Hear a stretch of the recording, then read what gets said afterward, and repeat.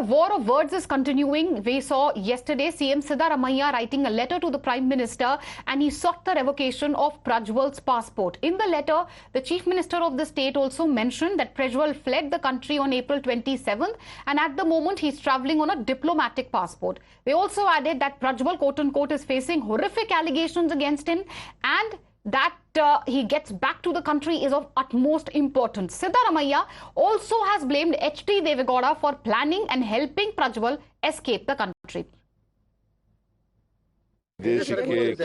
ವಿದೇಶಕ್ಕೆ ಹೋಗಬೇಕಾದ್ರೆ ಯಾರು ಪಾಸ್ಪೋರ್ಟ್ ಕೊಡೋರು ಯಾರು ಕೇಂದ್ರ ಸರ್ಕಾರ ವೀಸಾ ಕೊಡೋರು ಯಾರು ಇವ್ರಿಗೆ ಗೊತ್ತಿಲ್ಲ ಹೊಂಟೋದಾರ ಎಲ್ಲ ಪ್ಲಾನ್ ಮಾಡಿ ಕಳಿಸ್ತಾರೆ ಅಂತೀರಿ ಸರ್ ಎಲ್ಲ ಪ್ಲಾನ್ ಮಾಡಿ ಹೌದು ದೇವೇಗೌಡರೇ ಪ್ಲಾನ್ ಮಾಡಿ ಕಳಿಸಿರೋದು ವಿದೇಶಕ್ಕೆ ಅಲ್ಲ ಸರ್ ಈಗ SIT ತನಿಖೆ ನಡೀತಿದೆ ಮಾಡ್ತೀವಿ ಅಲ್ಲ ಸರ್ ಸಂತ್ರಸ್ತರು ಬಹಳ ಜನ ಅಧಿಕಾರಿಗಳಿದ್ದಾರೆ ಅವರೆಲ್ಲ ಹೇಳಿಕೆ ಕೊಡಬಹುದಾ ಸರ್ ನಂಗೆ ಗೊತ್ತಿಲ್ಲ ಇನ್ವೆಸ್ಟಿಗೇಷನ್ ಮಾಡಲಿ ಈಗ ನಾನೇ ಎಲ್ಲನೂ ಮುಂಚಿತವಾಗಿ ಹಿಂಗೆ ಆಗ್ಬೋದು ಹಂಗೆ ಆಗ್ಬೋದು ಅಂತ ಊಹೆ ಮಾಡೋಕ್ಕಾಗಲ್ಲ ಸೊ ತನಿಖೆ ಮಾಡಲಿ ನಾವು SIT ಮಾಡಿದ್ದೀವಿ ನಾವು ರಾಜಕೀಯವಾಗಿ ಇಂಟರ್ಫಿಯರ್ ಆಗಕ್ಕೆ ಹೋಗಲ್ಲ